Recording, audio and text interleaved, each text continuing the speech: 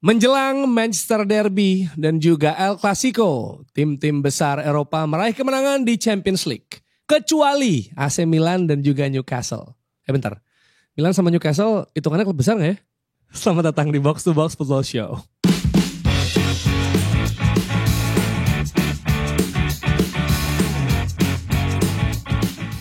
Welcome to Box Football Show with me Jerry Arifino, Rossi Vinsa, Dex Leniza dan juga Firzi Idris. Newcastle tim besar gak? Aduh, harus dijawab gak nih? Tim baru. Kok tim baru sih? Udah lama dong. Newcastle. Istana baru. Ya. Iya sih, bener-bener. Iya, tapi gimana? Kan masuk champion lagi, ntar kita akan bahas ya. Pasti. Oke, Milan kan di Eropa juga agak struggle tuh. Tadi kan udah gak jebol 5 pertandingan ya, gak golin kan? Gak golin 5 pertandingan. Di kompetisi DNA Eropa. tuh ironis sih. Dia ukurannya kecil tapi tulisannya huruf gede semua. DNA. Iya DNA. Padahal ukurannya kecil. Ukurannya Kalau kecil kan iya. di dalam. Tapi gede. Tapi yang ini gak boleh dikecilin ya. Kita harus membesarkan exposure untuk beritanya karena kita konsisten mengawal usut tuntas tragedi Kanjuruhan. Ada update apa, Dex? Aduh Walaupun sayang berita banget nih ya. lagi sepi ya? Pekan ini tuh lagi sepi pas gue tadi pagi gue ngecek lagi. Terakhir dari gue cek nih buat gue masukin nih ada apa. Gak ada berita baru. Ada 2 hari lalu. Itu masih soal keluarga korban ancam golput di pemilu 2024. Waduh. Katanya kita dibohongi, cuma janji gitu. Begitu. Tapi emang dari semua capres-cawapres gak ada yang ini sih. Gak ada yang concern sih, gak ada yang menyuarakan kekonsernannya lah terhadap Kanjuruhan. Ya paling Bang Hoto MD doang itu juga gak diberesin kan sama dia kan. Menko Polhukam ya yang di Dia kan bagian dari ini kan, apa namanya? Gue lupa namanya. TGIPF. TGIPF. TGPF bener. Tapi concernnya bukan di situ kayaknya. Tapi kan reformasi hukum yang dibawa. Mungkin aja. Ya mungkin. Ya kita berharap. belum tahu ya. Intinya kita suarakan terus lah. Iya. Terus berita kedua ada berkaca di kasus Kanjuruhan, OJK bakal atur asuransi wajib katanya. Jadi di sini ada yang bilang orang OJK-nya kasus Kanjuruhan kan setelah diperiksa nggak ada asuransi. Dengan asuransi wajib nanti jadi wajib. Di tiketnya itu paling bayar 50.000 lagi untuk asuransi dia bilang gitu. Jadi itu ini. apa ya dari tiket apa pertandingan tuh katanya nggak ada asuransinya. Cuman menurut gua 50.000 tuh masih terlalu mahal. Kalau kayak gua naik travel aja tiket asuransi itu 10.000 bisa lebih murah lah maksudnya gitu sebenarnya.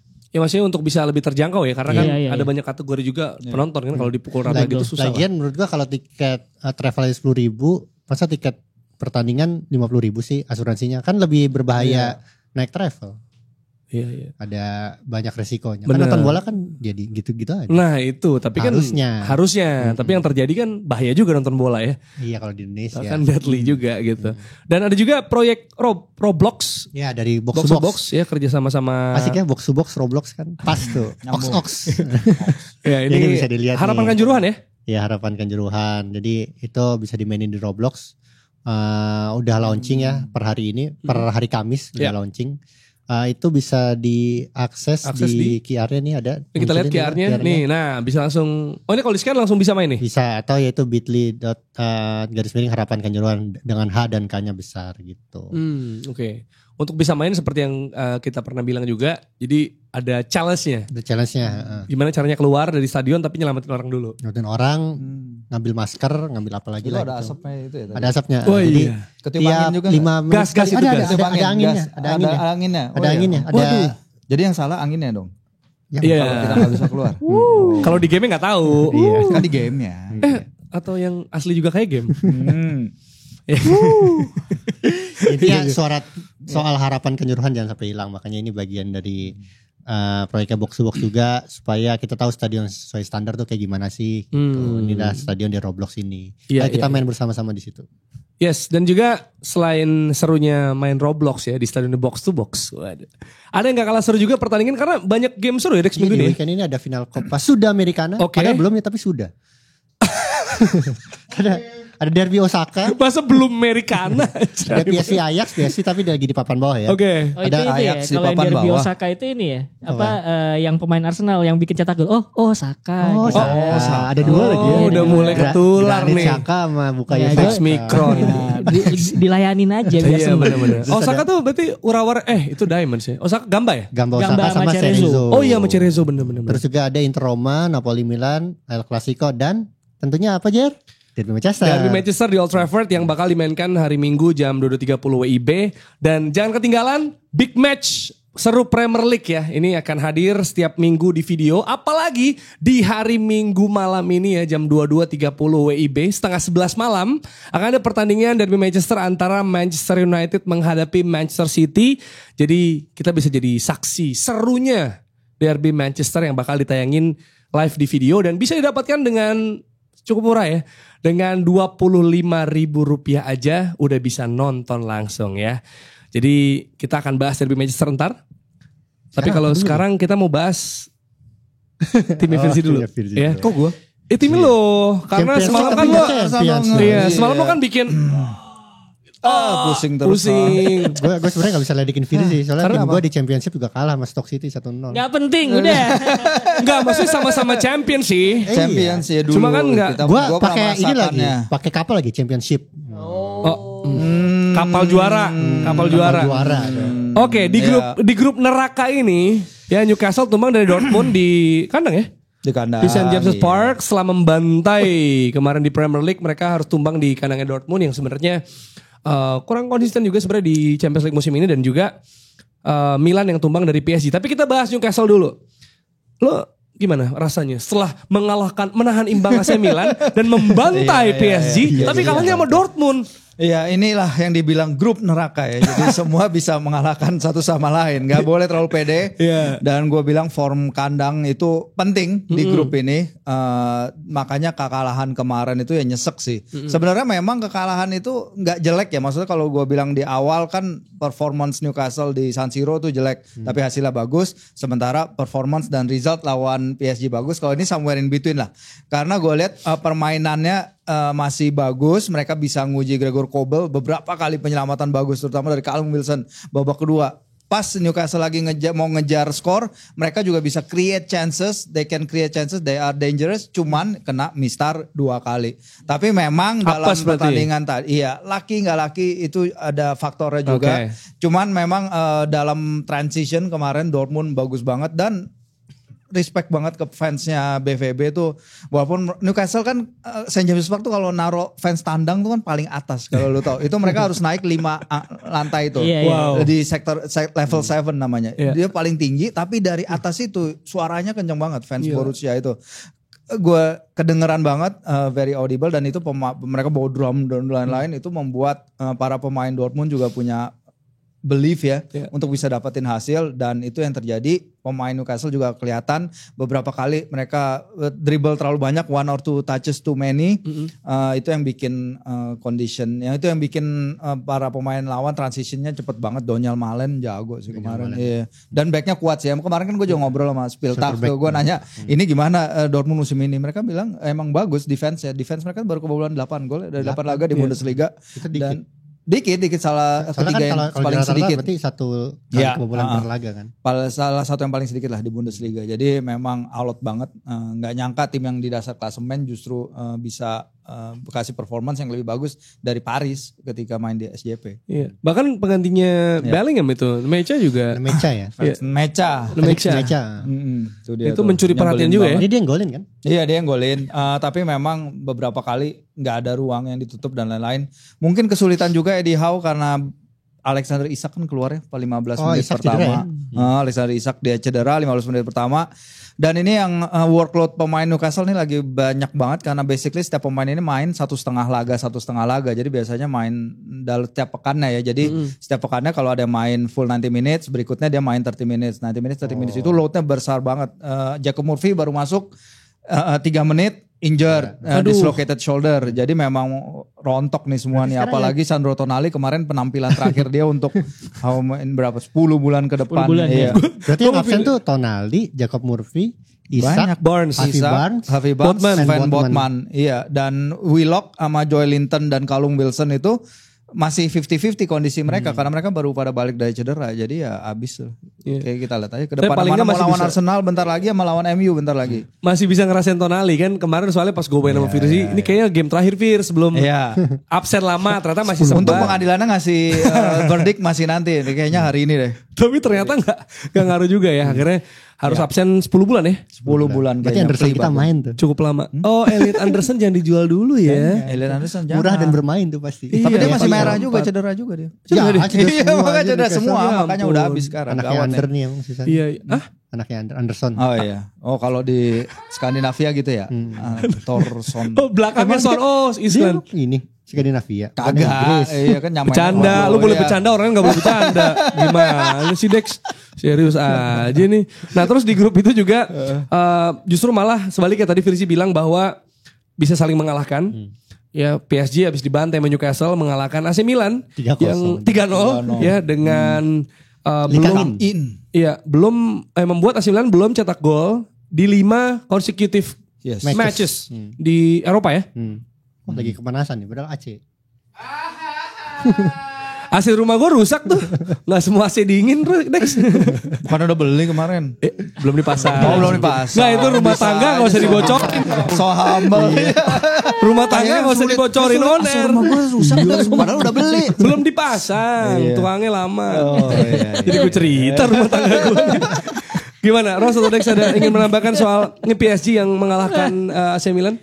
Gua ngeliatnya sih AC Milan emang lagi masa gamang ya sebenarnya kalau Back dilihat. to back kalah nih ya sama Juve Iya kemarin kalah. benar-benar. Juventus. Dan sebenarnya kalau misalkan ngelihat dari cara mereka nyerang gitu, ada sesuatu kayak yang kurang gitu belakangan. Dulu kan kita sempat memuji mereka gitu, bagaimana mereka perputaran posisi antara Pulisic kadang-kadang masuk dari winger terus kemudian masuk half space gitu kan, terus kemudian ada Leao gitu. Nah itu yang menurut gue kayak agak kurang gitu dilihat dari AC Milan belakangan ini. Gue nggak tahu, mungkin ada drop of form of pemain gitu ya. Cuman kalau misalkan dari skala taktik harus ada tweak sedikit sih ketika kemudian pemain-pemain lo drop of form. Lo harus tahu lagi gimana caranya ngebongkar itu. Terlepas tentu saja kalau kita ngomongin PSG gitu ya. Ya ada semacam kayak gap antara kualitas pemain lah ya gitu. Kalau lo ngelihat AC Milan gitu ya, Cardinale musim ini dia beneran kayak ngebeli pemainnya tuh ya udah yang sekiranya cukup buat masuk ke dalam skemanya Pioli gitu kan. Nah cuman kalau misalnya lu ngeliat PSG gitu ya, secara kualitas pemain sebenarnya ketika mereka mandek kualitas atau individu tuh bisa main di sini. Nah itu menurut gue yang agak membedakan nih, yang kemudian mungkin bisa menolong PSG kecuali ketika ngadepin Newcastle kemarin gitu yang sampai mereka kalah di SJP gitu loh. Itu aja sih sebenarnya kalau gue ngeliat Milan sebenarnya. Gimana Dex, lu ngeliat di grup ini nih saling Gue baru lihat klasemennya emang semuanya masih berpeluang ketat meskipun sih. masih 3 Iya. pertandingan ya. Gue sih ngerasa ya grup neraka tuh harusnya kayak gini sih, seru sampai. Ya gue harap saling mengalahkan. Iya, saling mengalahkan. sampai gitu match tadi. week 5 lah masih ketat gitu. Tapi kita jadi nggak bisa ada forecast, ada gambaran nih kira-kira siapa yang cenderung lebih diunggulkan nih Nggak karena ada susah ini. Saling karena cair banget gak sih? Iya. Bisa saling ngalahin juga gitu Ya ya. pasti yang lebih diunggulkan pasti pot 1 kan. Cuman pot satunya aja kemarin kalah Dibantai. lawan pot 4 Newcastle. dibantai sama. Oh iya, Newcastle pot 4 ya? Iya, Newcastle pot 4. Jadi emang dengan 6 poin PSG, Dortmund 4 dan si Newcastle 4, Milan 2 sebenarnya masih ini Iya. banget, masih Milan menang fluid, langsung masih nomor fluid 2. banget. Newcastle habis ini tandang 2 kali. Nanti belum Paris, menghadapi Paris dan lain-lain. Pasti banyak yang berubah sih. Iya karena Milan menang tuh langsung 5 tuh. Iya.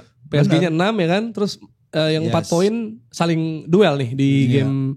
Berarti game week ke-4. Sebenarnya yang no show sejauh ini sih masih Milan ya. Iya. Kalau Iya, Milan udah Milan bisa tampil bagus, baru lengkap itu group of death itu. Padahal di awal tuh yang gue ragukan tuh Dortmund sih sebenarnya, yang Ya, maksudnya sama dari gua semuanya juga, gitu. ya. Ya Milan kayaknya bisa nih di Eropa juga kan. Terus habis itu Newcastle meskipun tim baru juga permainannya juga progresif gitu. Kalau PSG emang tim gede gitu. Ternyata ya Milan yang Iya. jauh. Sebenarnya kan kadang ditentuin sama small margin nih, pertandingan yang skornya tipis bisa kita bilang. Sebenarnya Milan Newcastle kan kalau Leao nendangnya nggak aneh-aneh juga menang Milan kali itu. Iya, what if aja. Watif. Masih bisa saling ngalahinnya Iya, jadi lengkap. Maksudnya full circle gitu kan. Nah kalau kita geser di grupnya, kalau yang lain menang semua lah ya, kita nggak usah bahas. Kalau Sevilla, Arsenal juga ya, Tomiyasu Jesus bermain ini. bagus, Jesus Hamstring. bagus. Tapi ya Arteta sudah bilang apa mulai Jesus hamstring. lebih bagus di Champions League apa sih dia bilang? Champions League spesialis. spesialis. Kayak Holland ya. Hah? Kayak Holland. Holland juga Oh, bagus di iya, Champions League. oke. Ah, Just ini call me jersinya katanya. juga bagus. Oh, ini gue suka jersey ini. Bener. Cuma ini sih paling enggak ya maksudnya menang setelah kalah sama Lens kan gue rasa juga, dan kemarin juga agak struggle ya di tengah sama Chelsea. Paling enggak ini kemenangan lawan Sevilla yang kemarin menyulitkan Madrid juga gue rasa kemenangan penting bagi mereka Itu sebelum Chelsea nanti rambut lawan putih? Sheffield dan Newcastle. Hah? Rambut putih siapa? Ben White.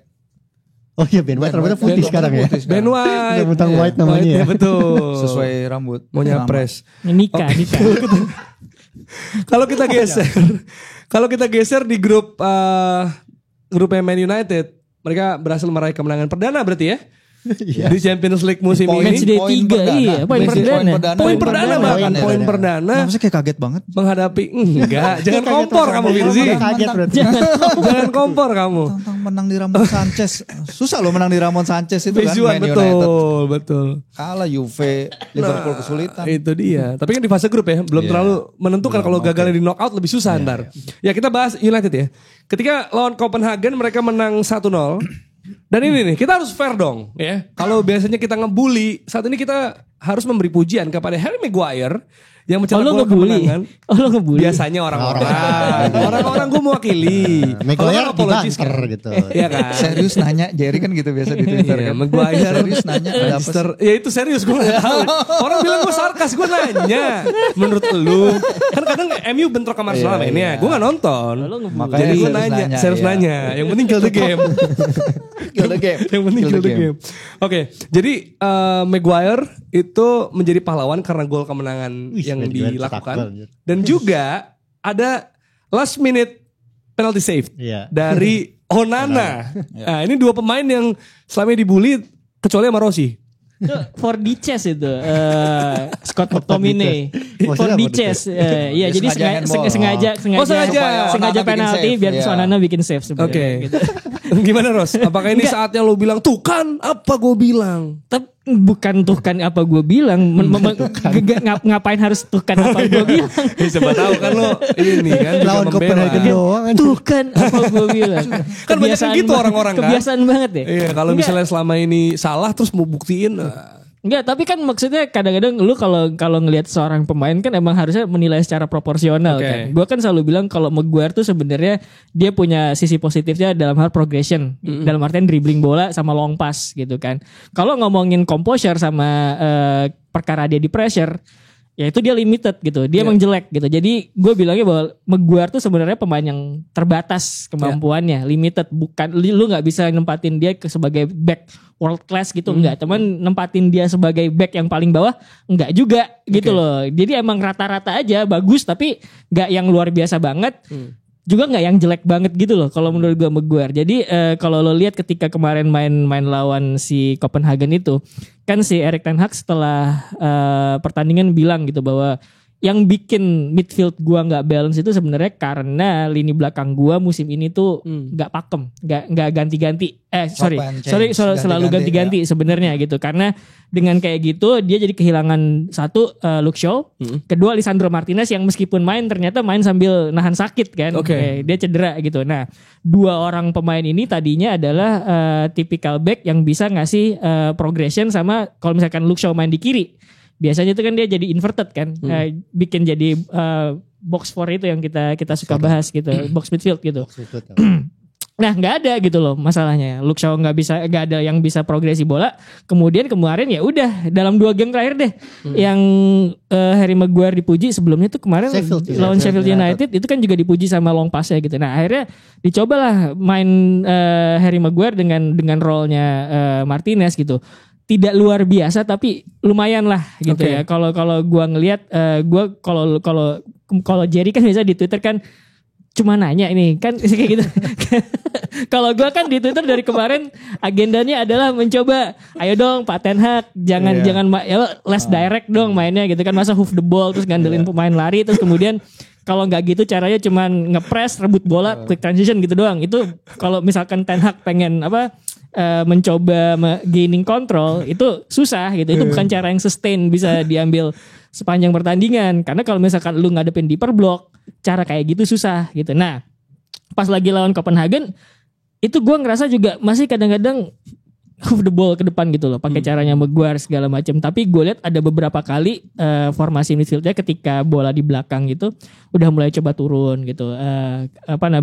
Mencoba 2 di midfield, 1 di midfield, 2 di depan gitu. Cuman masih belum maksimal. Jadi kalau gue pikir harusnya yang diambil dari pertandingan tersebut cara mainnya Man United itu, terlepas mungkin kemudian Maguire sama Onana ya jadi bintang gitu pada pertandingan tersebut gitu. Oke. Cuma nanya lagi. Cuma nanya. Masa orang nanya salah. Coba deh kayak pada nyari yang tweetnya Jerry yang cuma nanya. Lihat reply-nya, banyak reply-nya. Serius nanya. Banyak lucu-lucu reply-nya. Iya serius nanya. Emang bener kan gue gak nonton. Kan bentrok sama Arsenal kan. Jadi gue nanya. Nggak tapi cuma nanya nih. Serius nanya. Ini Maguire berarti kan udah back to back bagus ya. Paling nggak minimal di 2 pertandingan terakhir. Posisinya luar biasa. Dari statistiknya tuh kan suka dibahas sama gue lupa. Suka apa suka akurasi passing berapa ya kan interception bla bla bla gitu. Terus Onana juga sudah menemukan formnya gitu. Apakah Onana dan juga Maguire udah siap menghadapi Manchester Derby, Dex? Gini, Maguire kan sebelum ini kan bilang, lo cek deh angka kemenangan gue ketika gue starter. Iya. Itu tinggi banget loh. Dia suka pede gitu. Oh dia bilang gitu ya? Iya itu kutipannya kan box to box jadikan konten kan. Tapi ada ininya juga. Kita cek Maguire tuh mainnya mainnya lawan siapa sih? Ternyata lawan tim-tim yang ya less superior daripada Man United gitu. Ya Sheffield United dan Copenhagen menurut gue membuktikan ya dua tim itu. Apakah dia ready buat Manchester Derby? Not ready menurut gue Maguire. Harusnya ya kalau lihat dari data yang selama ini. Kalau lihat dari 2 pertandingan terakhir ya dia mainnya bagus. Cuman kalau lihat dari kemarin-kemarin tuh dia cuman kalah 2 kali atau 3 kali gitu. Dari rentetan pertandingan gitu. Tapi sisanya menang gak pernah seri bahkan. Iya dengan form yang ada. Terus yang ready siapa dong? Cuman komentar Maguire ini suka lucu. Gue suka perhatiin. Karena tadi malam itu dia ngomong hal yang sama juga. Dia pasif agresif juga orangnya. Tadi malam dia bilang, saya selama ini tetap profesional. Setahun terakhir tidak mudah. Saya dapat banyak habis bla bla bla. Tapi setahun terakhir saya tetap profesional. Saya tetap berusaha di bench. Tetap profesional orang-orang itu iya, emang harus kayak pertama orang-orang pengen lo keluar. Kedua, ya udah lo pemain bola emang harus profesional. Iya, emang harus profesional. Gue kemarin sebenarnya baca komen itu pengen quote retweet gitu kan. Udah mending lo diem aja dulu deh. Udah bagus ya. Nah itu mungkin momen yang tadi gue bilang diem-diem agresif juga. Nah itu momen yang gue bilang tadi momen tukannya dia itu mungkin. Iya. Sabar dong, percaya sama gue. Kalau menurut gue pada akhirnya emang gue rasa sih dia juga kesel kali ya. Pasti. Ngeliat dibully segala macam gitu kan. Makanya kemudian yang di Inggris dia bikin gol terus yang kayak gini ya, yang kuping gini ya, yang kuping kayak gitu. Jadi iya kan benar kan? Gue ngerasa kalau dari sisi dia tuh ketika kemudian dia bagus sedikit aja gitu, dia tuh pengen bilang bahwa gue bisa kok ini gitu sebenarnya gitu. Nah, menurut gue sebenarnya kayak gue bilang dia tuh bukan back jelek ya, udah mendingan lu diem aja gitu loh. Enggak lu bisa kok, tenang aja. Tapi lu gak usah banyak ngomong. Mendingan kayak gitu. Nah, tadi kalau kita jadi dia kan belum tentu bisa. Maksudnya mungkin kita bilang idealnya begitu. Tapi ketika lu diserang kiri kanan, depan belakang, atas bawah ya pasti sisi manusiawinya begitu gak sih? Sisi manusiawinya memang begitu. Cuman gue gak tahu ya so far sih kalau yang gue lihat di perbincangannya pendukungnya Man United ya. Udah cukup respect kok sama Maguire dalam artian lu dicadangin, lu ban kaptennya dicabut, lu nggak protes atau ngomong atau curhat ke media lah kayak gimana gitu. Jadi lu masih diam. Cuman yang emang agak off tuh yang gara-gara itu. Gara-gara ngomong itu dikit ya gue profesional. Udah mending lu diam dulu harusnya.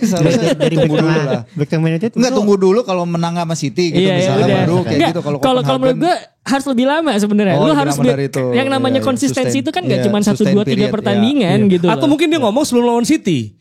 Karena dia tahu beban lebih berat muncul nih. Takutnya kejagoan gua di 2 game ini tenggelam. Kalau dia blunder lawan Haaland misalnya. Kalau gue pikir sebenarnya gue nggak tahu ya bakal siapa yang dimainin formasinya. Siapa emang? Best optionnya siapa? Formasi backnya Man United itu agak berantakan loh.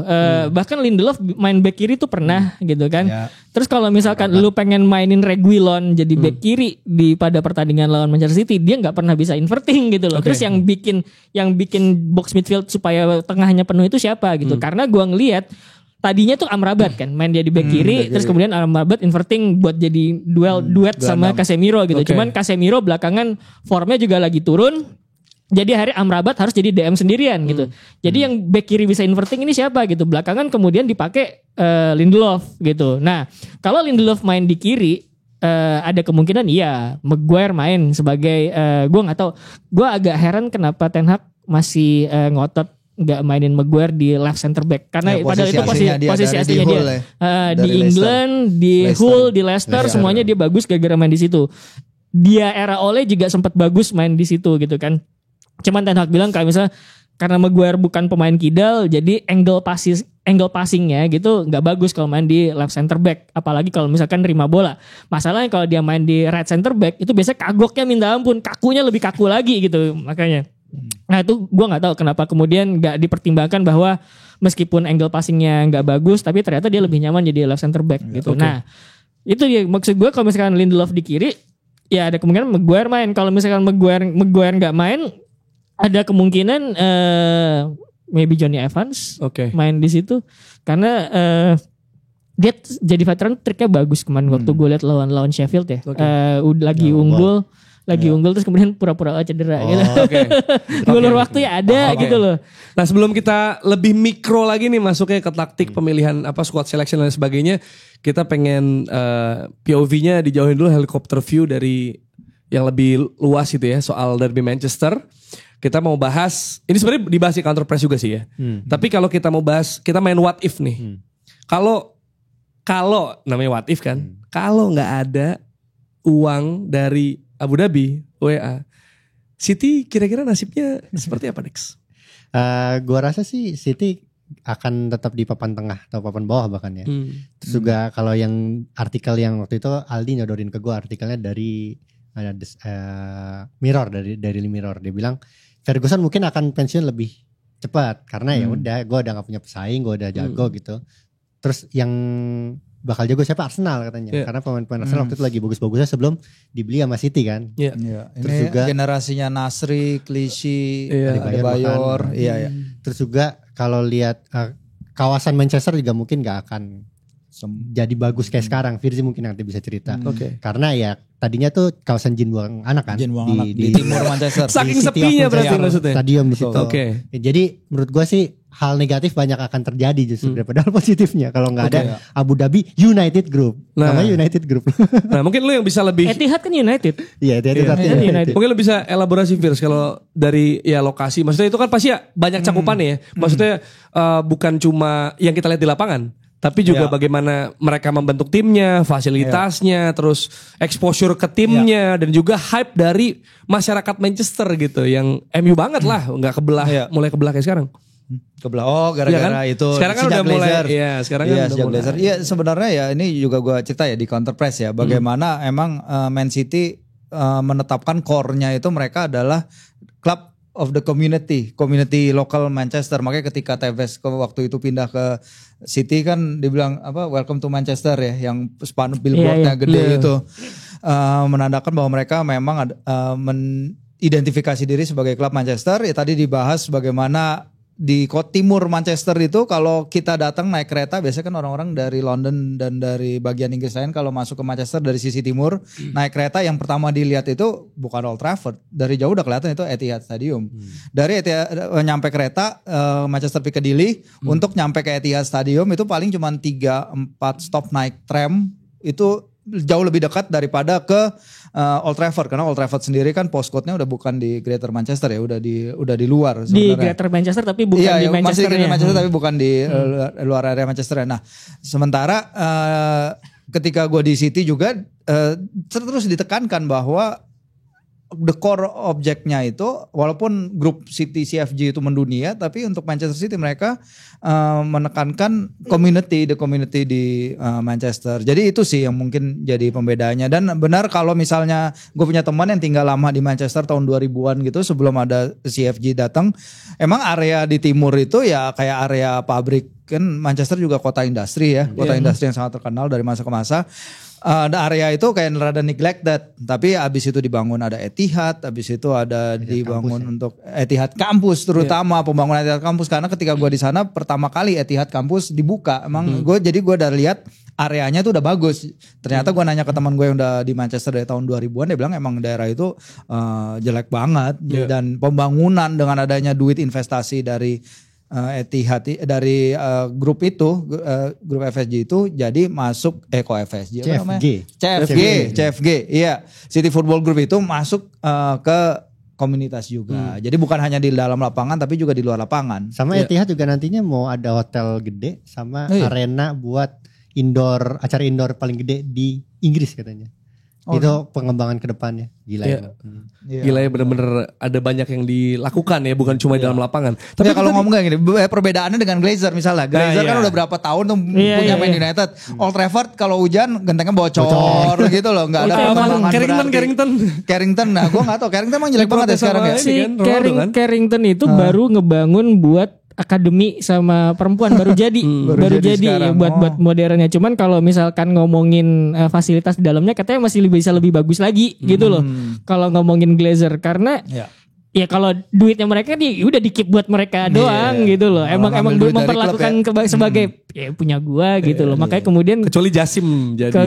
Jasim ya benar. Jangan ngomong konflik terus ya dulu dah. Jangan ngomong kesana. Karena gua tuh kalau Jasim tuh kemana ada yang bilang sebenarnya emang beneran mereka bakal jadi klub BUMN karena kan bisa jadi itu sebenarnya private-nya Jasim juga gitu. Gue sebenarnya bisa bilang ya si City juga aduk itu juga bukan punyanya negara gitu. CFK bukan punya negara, cuman again duitnya juga masuknya dari negara juga gitu. Tapi kalau orang-orang Manchester kan kemarin Radcliffe itu hampir 25% itu kan. 20%, tapi sebelumnya kok banyak protes itu kenapa sih? Gue nggak tahu deh.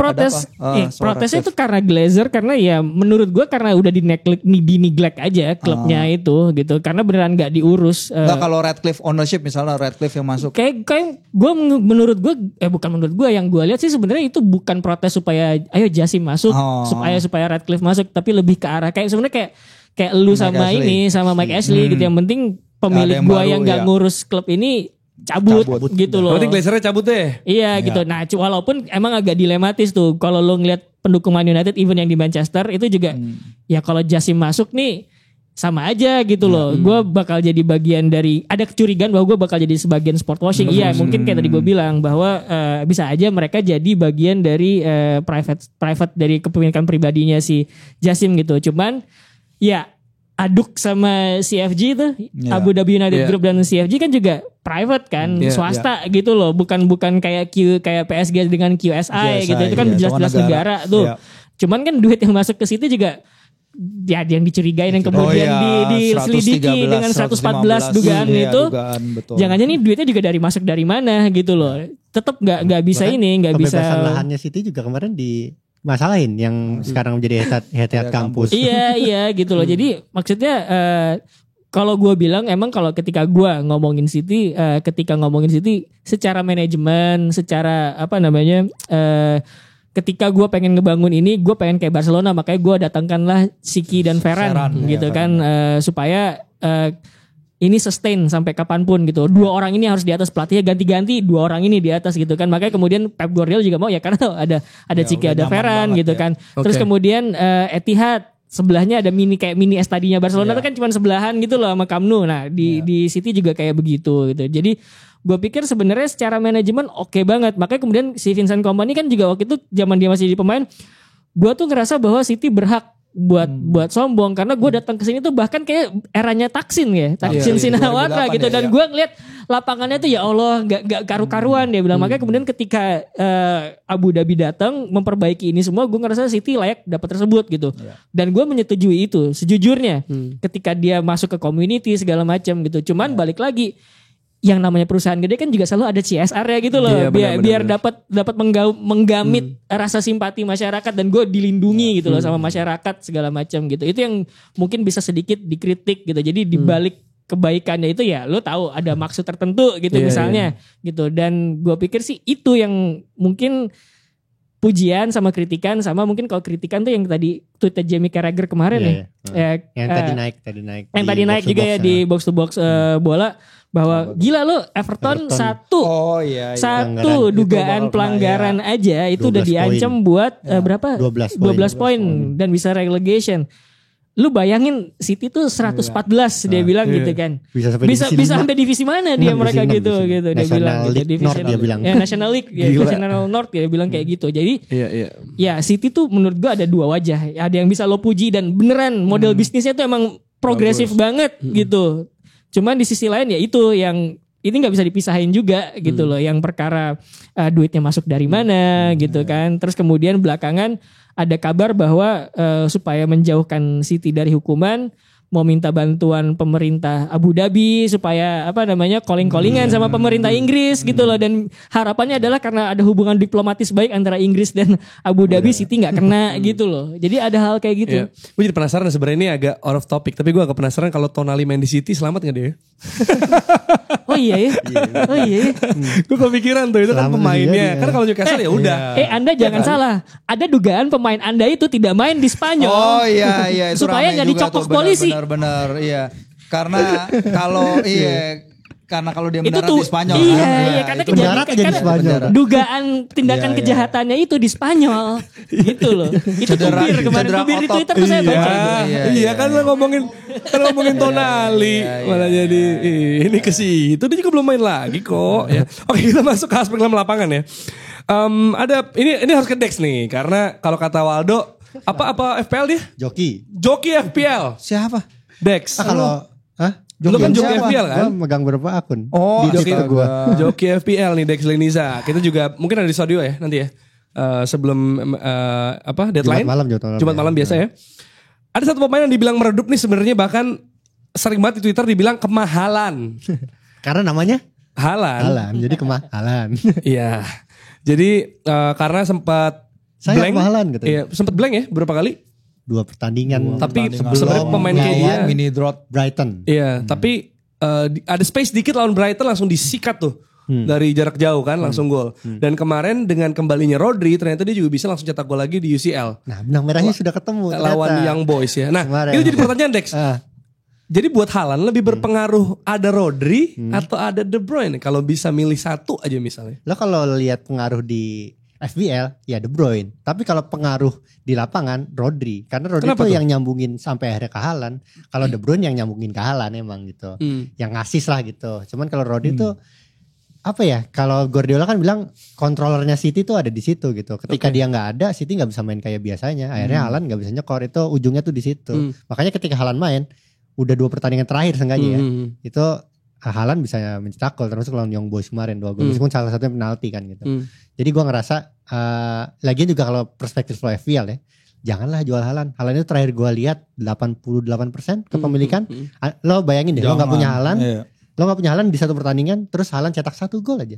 Teman-teman lo semua yang 88% itu pada poinnya pada tinggi. Gitu. Mungkin ini kalau misalnya perspektif FPL mungkin dia jadi Haaland jadi kapten atau enggak bisa dipertimbangkan. Ya, tapi kalau jual jangan ya, karena kan masih ada Salah, Watkins sebagainya. Jadi kalau lo tanya Rodri atau De Bruyne, buat secara keseluruhan Rodri yang lebih berpengaruh kepada performa Haaland dan City. Nah, jadi De Bruyne punya peran kunci ya. Sebenarnya Rodri lebih dibutuhkan dibanding De Bruyne. De Bruyne bisa cabut. Cuman si Pep itu kemarin ngomong juga bahwa di perannya bola-bola yang diberikan kepada Haaland itu juga penting, karena ini dia ucapin spesifik bagaimana City itu sebenarnya membutuhkan supply dari pemain kayak De Bruyne dan juga si Ilkay Gundogan yang udah nggak ada. Nah itu yang dia tekankan, kan udah banyak tuh yang mulai meragukan kan. Jadi si Pep dia kasih defense untuk Haaland. Kenapa? Harusnya Phillips. Ya kagak lah, udah jelas banget itu. Mending Rico Lewis tuh udah. Gak jelas. Itu Rico Lewis man of the match kan kemarin lawan Young Boys. Pergerakannya luar biasa dan lain-lain. Matheus Nunes juga dicoba di posisi lebih maju, mungkin itu juga bisa jadi alternatif.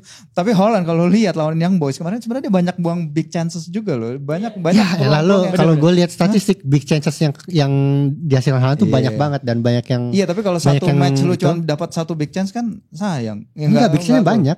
Banyak. Iya, jadi gue ngelihat Haaland tuh mesin pencetak peluang. Jadi lo misalkan 10 peluang gitu. Yang gol cuma 4. Tapi 10 peluang. Musim lalu kan dia peluang 3 peluang. Top score, tapi dia juga ada di atas daftar yang buang-buang big chance gitu. Nah. Tapi kalau perspektif FPL nggak dikurangin kalau buang peluang. Jadi tetap itu aja. Justru bagus. Kalau dikurangin dong. Kalau big chance nggak masuk, justru bonus poinnya. Bonus poin. Tapi kan itu kesekian. Nggak gini.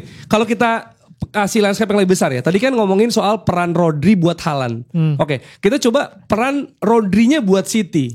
Jadi misalnya nih ya, City tanpa Rodri atau tanpa De Bruyne. Karena ini DM jadi peran penting, karena MU juga ya bisa dibilang Casemiro, Amrabat gitu. Jadi sebenarnya 2 tim yang akan bertanding ini punya mungkin ketergantungan sama sosok defensive midfielder. Tapi karakter DM sama holding midfieldernya City sama Man United itu beda banget, beda banget. Karena kalau lu lihat Casemiro gitu ya.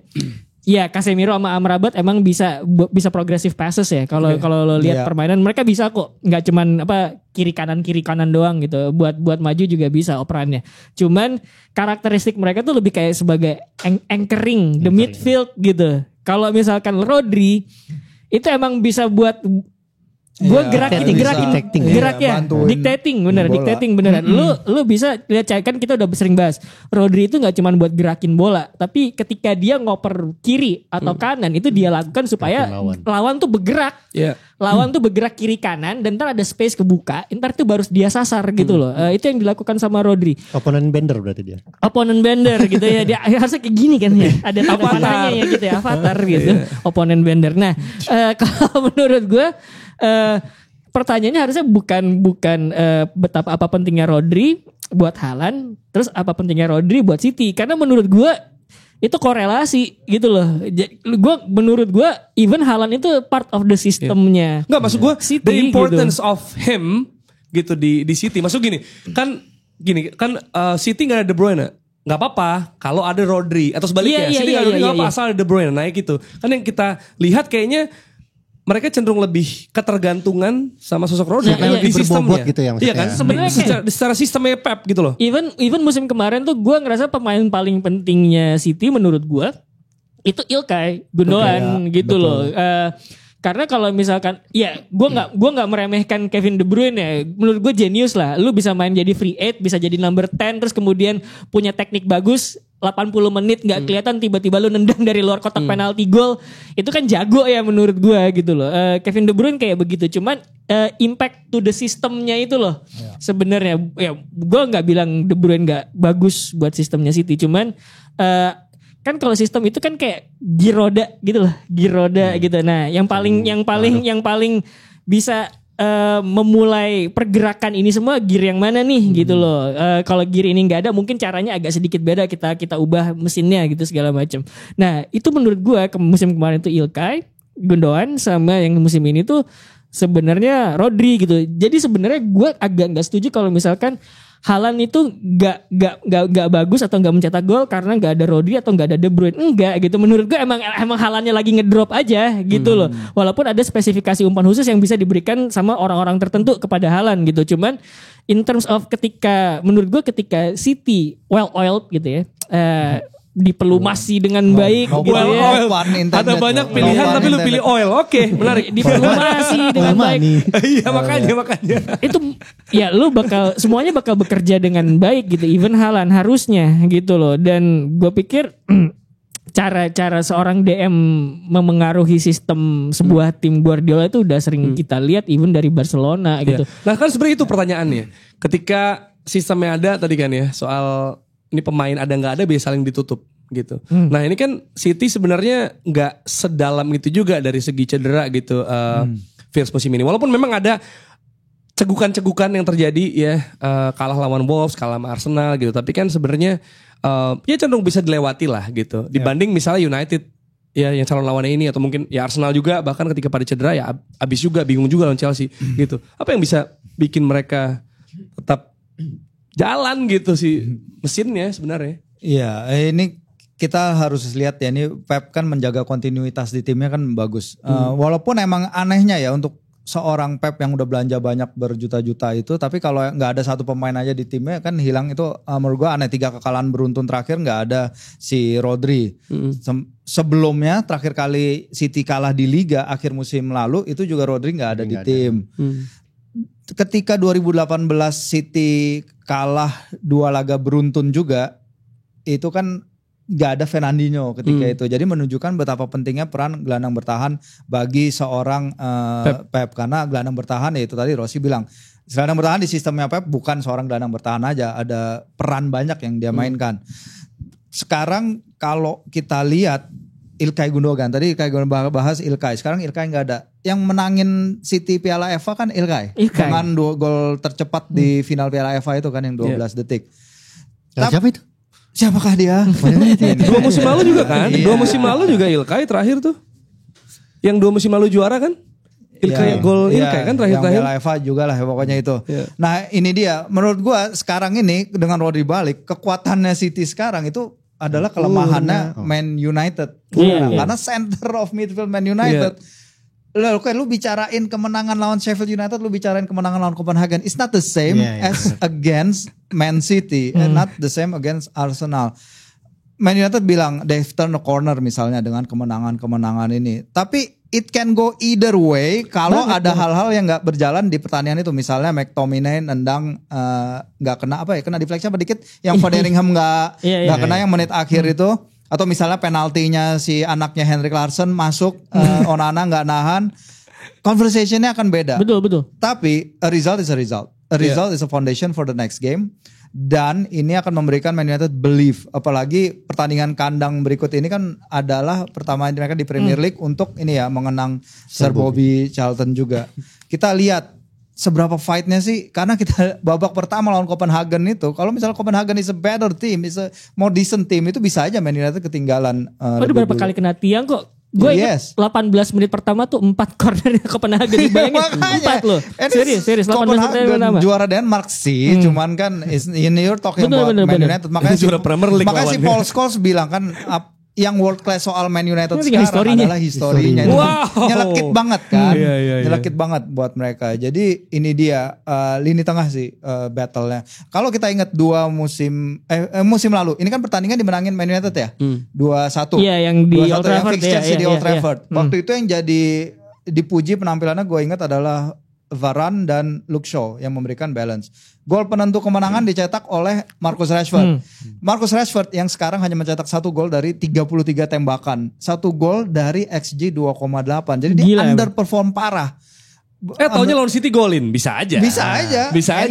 Anything can happen. Iya kan? Onana nahan penalti kan bisa. Gitu, bener. Onana ngadepin penalti di Liga Champions 8 kali. Bener. Dan baru sekali kemarin dia nahan. Yes. Nah berarti kalau kita lihat nih dari pelatihnya nih ya, tactical battle. Pep melawan Ten Hag. Ya kan, karena kan kemarin juga sebenarnya kalau yang Arsenal itu lawan City kan juga Pep versus Arteta gitu kan, dan Arteta outclass Pep gitu kan. Dan iya bener-bener. Ini lo tau gak sih yang si Pep kayak mau ikutan apa? El Baldico. Belum. Tadi udah AC. Tadi udah AC. Dibongkar semua nih. Ini sepupu kurang ajar nih. Sepupu kurang ajar. Iya, sekarang sepupu jauh. Ya kalau kan kita gak tahu siapa nonton nih. Enggak, tapi kalau tactical battle ini pasti ini dong. Mungkin gak terjadi kayak misalnya City lawan Arsenal, di mana akhirnya jadi main catur, ya kan, minim peluang gitu. Lu ngeliatnya gimana deh soal Pep versus Ten Hag ini? Kayaknya tactical battle lebih seru Man City Brighton deh. Daripada Man City. Tapi Brighton gak bisa defense. Iya, cuman kan tactical battle-nya kan gitu. Gue sih ngeliatnya, tadi gue setuju sih sama Firzi. Ya kekuatan Man City ada kelemahan Man United. Jadi udah timbang dari awal sih. Dan gue gak ngelihat switch taktiknya Ten Hag itu lebih bagus daripada Pep, itu aja sih sebenarnya. Sama itu kenapa? Karena mungkin pemain-pemain yang dia punya gak sebagus pemain-pemainnya Pep juga. Tapi dia pusing sama Doku kan? Doku lagi bagus-bagusnya. Gue ngelihat terakhir kali lawan Brighton ya, pas dia iniin Veltman nih.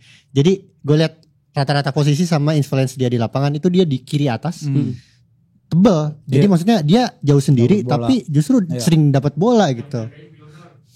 Iya, yang jaga Milner, betul. Om ya, om atau opa bisa kita bilang. Tapi jujur ya, sebelum gue lihat si Doku masuk di sistemnya Pep di City sekarang, gue nggak duga pemain kayak Doku main di timnya Pep sih. Maksudnya awalnya ya, karena gue juga jarang nonton dia sih sebenarnya. Kemarin tulisan di Athletic adalah gimana Manchester City tuh agak shift, walaupun mungkin pemain yang dibeli masih masuk sistem, cuman gayanya agak sedikit beda karena yang mereka beli adalah para spesialis, katanya kayak gitu ya. Kalau nggak salah, gue baca di Athletic itu, mungkin bisa koreksi.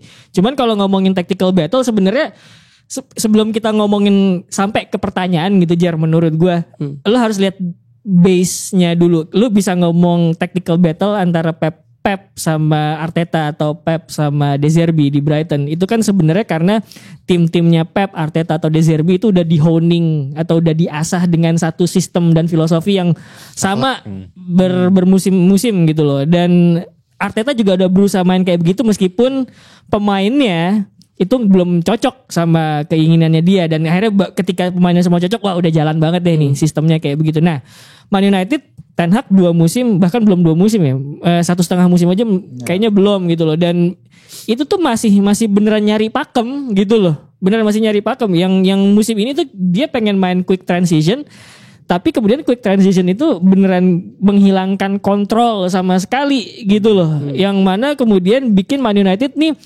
performa sama hasil yang mereka dapat itu fluktuatif, nggak sustain gitu loh. Itu yang menurut gue jadi persoalan gitu loh, karena definisi permainan mereka aja tuh mereka belum dapat nih gitu loh. Apakah ini sinyal pesimisme dari fan Man United?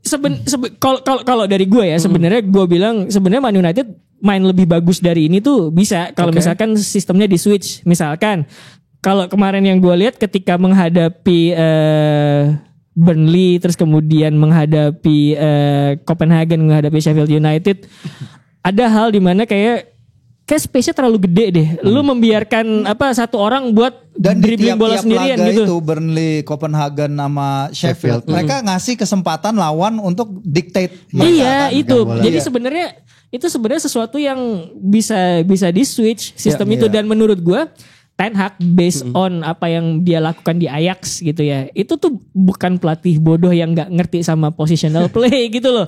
Dan dia kan Ajaxnya dia itu kan meskipun ketika ke semifinal Liga Champions sama setelah itu Ajaxnya agak sedikit berbeda gayanya, cuman kan intinya sama gitu, disiplin sama posisi, terus ada narrow gitu kan, walaupun mainnya masih vertikal segala macam. Itu tuh bukan sesuatu yang nggak bisa diterapkan di Man United menurut gue, apalagi dengan komposisi squad yang sekarang emang pengen dibangun buat quick transition, masih bisa kok buat main kayak begitu. Dan menurut gue itu yang harus diperbaiki, karena gue nggak membayangkan kalau misalkan lu menghadapi Manchester City dengan space yang begitu jauh antar pemain dan membiarkan satu orang bekerja sendiri untuk space yang gede, karena Manchester City itu tuh beneran compact gitu loh. Satu space itu dikerjakan oleh beberapa pemain sekaligus, sementara Man United kadang satu space dikerjakan oleh satu pemain gitu loh. Itu bakal merepotkan mereka gitu. Dan gue pikir sih gue bukannya pesimistis ya. Menurut gue kalau misalkan Ten Hag, lu jangan tinkering deh. Coba lu look at your own self gitu, lu lihat ke tim lo sendiri. Kayaknya ada yang bisa lo manfaatin sebenarnya gitu loh. Cuman gue bilang Man United tuh segitu chaoticnya. Jadi gue gak kaget kalau mereka menang di karena apa aja bisa terjadi. Jadi susah ditebak maksud lo. Saking chaotic, they get the result. Buat Man United sekarang it's not about the performance, it's about the result, berapa skornya. Jadi gue gak kaget kalau tiba-tiba nanti chaotic. Dan si ini Ederson itu gue lihat dia tuh salah satu kiper sebenarnya yang punya percentage save paling rendah di Premier League. 19 tembakan dia hadapin, 13 save, pokoknya cuma 60% deh. 60% save percentage dia itu 3 di bawah di Premier League. Jadi kalau ada tembakan yang datang ke arah dia, ya kayak McTominay kan bisa aja tiba-tiba muncul dengan last minute shot terus gol, it can happen. Jadi bisa aja. Menjawab pertanyaan lo tentang pesimisme fan Man United, menurut gue yang lo tanyakan kan tactical battle, mungkin akan kalah, tapi resultnya bisa itu jadi beda. Jangan, gue gak kaget kalau itu terjadi sebenarnya. Tadi kan kita udah ngebahas Manchester City itu punya gelandang-gelandang yang bisa mengontrol lini tengah gitu kan. Di Man United dalam beberapa pertandingan terakhir orang itu adalah Christian Eriksen gitu, yang mana gak bisa main dia 90 menit terus tuh udah gak bisa. Secara stamina tuh Eriksen agak off lah, kalau misalkan dia udah drop tuh staminanya dia bakal off. Nah makanya kemudian kalau lu mainin Eriksen biasanya itu mungkin sebagai pengganti atau menghadapi lawan yang gila bloknya tuh deep banget gitu ya, baru kemudian lo main di second half dan usahakan Eriksen ini nggak banyak di press gitu loh. Nah itu baru bisa tuh dia bebas buat ngediktate bola gitu, ngediktate serangan dari tengah gitu. Itu dia baru bisa gitu. Nah itu kenapa menurut gue kemudian kayak lo tuh butuh sebuah sistem di lini tengah yang gue pikir ada satu orang pengontrol dan ada yang satu bisa nge-backup dia gitu loh. Itu yang menurut gue belum ketemu gitu jawabannya gitu. Dan ini juga adalah laga kandang perdana United di Premier League setelah meninggalnya Bobby Charlton. Jadi ini legend ya, pasti ingin mempersembahkan kemenangan juga untuk Bobby Charlton. Tapi pihak City juga mau waspadai. City waspadai. Soalnya waktu pas lawan Brighton, chance offensive ya. Iya ada chance offensive buat Sir Bobby Charlton. Meskipun abis itu City-nya udah minta maaf ya ke keluarga. Nah gitu dong caranya ya, maksudnya gue. Untuk menghormati nanti gak ada legend gitu kan. Di pertandingan lawan City harusnya sih gak ada. Ya Munich ya. Iya. Karena maksudnya kan bukan cuma untuk Manchester United ya, tapi untuk Itu buat Inggris juga kan. Maksud pahlawan gua, Inggris dia. Iya, pahlawan negara bisa dibilang gitu. Jadi untuk menutup nih, gue nanyanya ke Firzi aja nih. Firz, jadi menurut lo harapan ke lu juga boleh. Iya, ke lu juga. Gue gak mau fans United. Karena udah jelasin. Enggak, nih bagi fans United, karena kan City jelas lebih diunggulkan ya. Bagi fans United, harapan menangnya tadi ya. Jadi secara permainan biarin aja, tapi resultnya bisa aja karena chaotic tadi menang gitu. Jadi itu satu-satunya yang bisa diharapkan. Enggak, gue gak kaget kalau hal itu yang terjadi. Karena itu yang terlihat di Man United beberapa laga terakhir. Performanya acak adut, tapi abis itu 3 poin tetap aja menang. Menit-menit akhir. Gue gak ngerti apakah itu sisi positif, apakah itu negatif ya. Tergantung melihatnya dari mana. You can make an argument for both dan sama-sama benar. Bisa aja. Tapi ya derby Manchester di Old Trafford, gue gak kaget kalau misalnya Man United bisa dapat result. Apakah itu menahan City atau bahkan menang, I don't know. Tapi gak kaget juga kalau misalnya tiba-tiba Man City runaway winner, itu gak kaget juga. 4-0 gitu. Iya, bisa. Oh iya mungkin ya. Bisa. Mungkin ya. Iya. Gimana Rex? Gimana sepakat? Gue baru sadar setelah lihat baju Man United, ternyata kunci kemenangan Man United tuh rubah tim viewer jadi tim player deh. Iya, kalau mainnya bisa chemistry-nya jalan ya. Chemistry biar jalan. Iya, gitu. ngubah sponsor lu Jangan ini. viewer terus. Iya. Yang jelas jangan ketinggalan untuk saksikan big match yang seru banget nih di Premier League setiap minggu di video. Khususnya untuk minggu malam ini karena jam 10:30 malam, jam 22.30 WIB akan ada derby Manchester yang ditunggu bukan cuma fansnya tim Manchester ya, tapi juga fans netral kita semua nih di sini, fans Arsenal, Newcastle, Leeds United. Dan juga MU pasti. Kan lu fans MU juga. Gak mau ngakuin kok dia. suka MU. Aneh Gimana banget. anjir? Belum beres. Ya pokoknya jangan lupa ya, jangan ketinggalan pastinya untuk menyaksikan Manchester Derby yang seru banget di video. Ini bisa didapatkan mulai Rp25.000 aja. Lo bisa nonton jam 11 malam waktu Indonesia bagian Barat akan ditayangkan di video pastinya. Dan juga ada juga bahasan soal El Clasico, nanti akan dibahas di The Counter Press, yang mana El Clasico juga bisa ditonton di video. Itu jam 9.15 kalau nggak salah ya, Do ya. Hari Itu Sabtu. hari Sabtu. Jadi nggak bentrok ya? Nggak bentrok. Jadi El Clasico-nya kita nonton di malam Minggu jam 9.15, besokannya Manchester Derby jam 10:30 waktu Indonesia bagian Barat. Dua-duanya bisa disaksikan di video. Jadi jangan lupa juga untuk tonton The Counter Press jam malam. 23. Ya. Jam 11 Jumat malam. Jumat malam akan ada untuk lo. Ini ada versi juga untuk ngomongin El Clasico. Jangan lupa subscribe Box to Box Football Show and see you on the next episode.